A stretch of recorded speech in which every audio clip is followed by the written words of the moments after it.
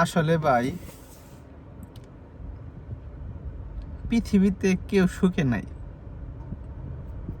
কেউ হয়তো বা এই প্রবাসে আসার জন্য পাগল, কেউ বা যাওয়ার জন্য পাগল, কেউ বা আবার এই দেশে আসার পরে ইউরোপ যাওয়ার জন্য পাগল,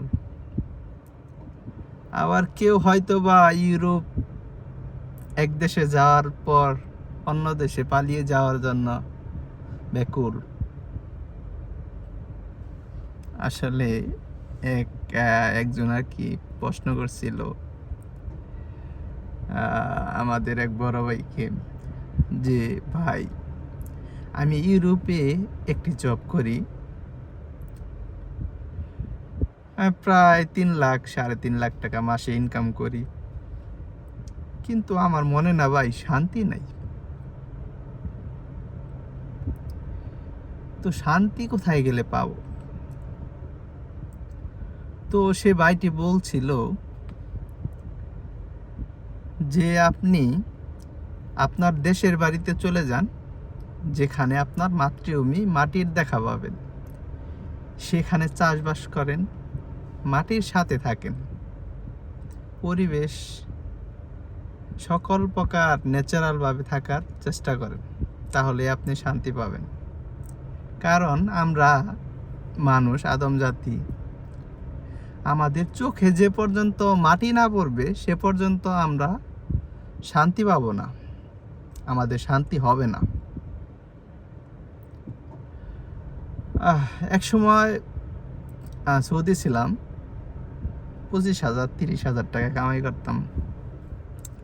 তখন ভাবতাম, ইস, যদি 50-60 হাজার টাকা ইনকাম করা যেত তাহলে জীবনটা কতই না সুন্দর হতো,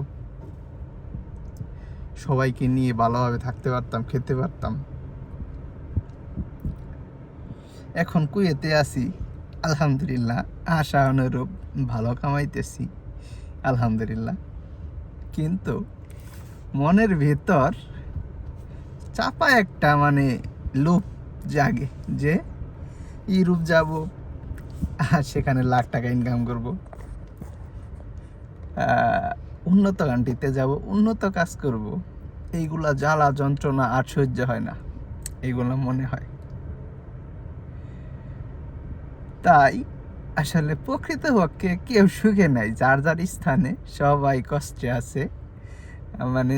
সবাই আর কি কোনো না কোনো আর কি গন্তব্য পৌঁছানোর জন্য ব্যাকুল হয়ে আছে।